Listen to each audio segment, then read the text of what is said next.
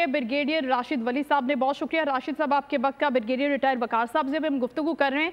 ये जो खबरें सामने आ रही है टीटीपी नूर वली महसूद ग्रुप के हवाले से कि असद आफरीदी के ठिकाने को भी निशाना बनाया क्योंकि उमर खालिद के कत्ल का जिम्मेदार नूर वली को करार दिया गया था। इस तरह की खबरें आना, इस तरह के कलदम ग्रुपों से, ये कितनी खुशाइंद चीज़ है आपके नज़दीक?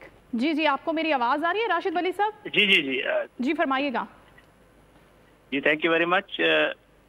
ये काफ़ी हौसला अफजा चीज़ है क्योंकि अगर इस किस्म का जो दहशत गर्द ग्रोह हो उनमें फूट पड़ जाए तो ये तो एक पॉजिटिव चीज़ है और ये एक्सपेक्टेड भी थी क्योंकि ये इनका ताना बाना सारा जो बुना हुआ था ये मफादात का था। ये किसी आइडियोलॉजी पे नजरिए पे कारबंद नहीं थे। नजरिए का सहारा जरूर लेते हैं मगर एक्चुअली ये वो ग्लू नहीं है जो उनको बाइंड करती है। इनको वो ग्लू बाइंड करती है जो कि इनके ऑर्गेनाइज्ड क्राइम के इंटरेस्ट्स हैं, जिसके जरिए ये एक्सटर्नल एजेंसियों से फंडिंग में लेते हैं और अपनी दहशत गर्दी की कार्रवाइयाँ करते हैं। तो इनमें ये जो न्यूली मर्ज्ड डिस्ट्रिक्ट्स में जब हमारा फौज का ऑपरेशन हुआ तो ये सारे निकल गए और उसके बाद ये अफगानिस्तान में इन्होंने पनाह ले ली।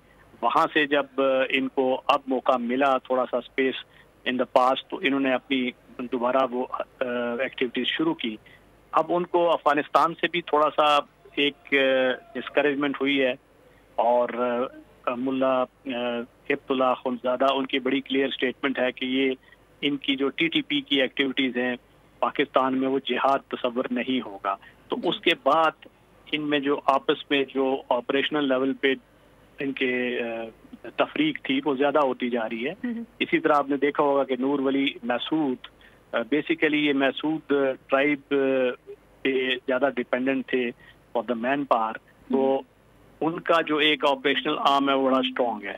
तो उसकी तरफ से जो दूसरा जो ग्रुप है उसको एक वो एक्यूजेशंस का वो सिलसिला शुरू हो गया है और वो एक्यूज एक दूसरे को कर रहे हैं कि एक दूसरे के जो लीडर्स थे तो उनको हलाक करवाने में दूसरे का हाथ है। तो ये इस चीज़ की अक्कासी करता है कि इनमें जो नजरिए का कोई एका नहीं है। Exactly. इनका सारा मुफादात का ताना बाना जुड़ा हुआ था इनके एक क्रिमिनल एंटरप्राइज से और वो बिखर सकता है।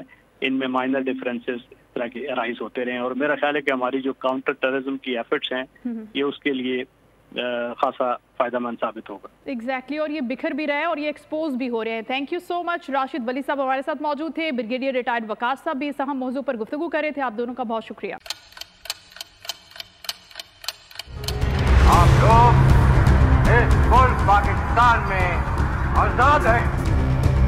सहाफती उसूलों पर कारबंद बोल न्यूज ने रखी रिवायत बरकरार। बोल न्यूज की जानिब से देखने वालों को यौम आजादी की बेहद मुबारकबाद। मुल्क भर से जश्न आजादी की तकरीबात बोल ने दिखाई अपनी स्क्रीन पर।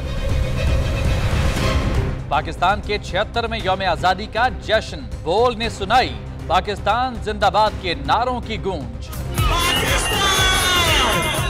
बोल की सबसे बड़ी ट्रांसमिशन में पाकिस्तान का नाम रोशन करने वालों ने दिए कौम को पैगामात। बेपनाह मुश्किलात का सामना करके इस मुल्क को हासिल किया। आजाद कौमों को बहुत सी कुर्बानियां देनी पड़ती हैं। 76 वालियों में आजादी का दिन जोश खरोश के साथ मना रहे हैं क्योंकि जिंदाबाद पाकिस्तान ये है बोल की पहचान। सब्सक्राइब करें और बेल दबाएं ताकि कोई खबर रह न जाए।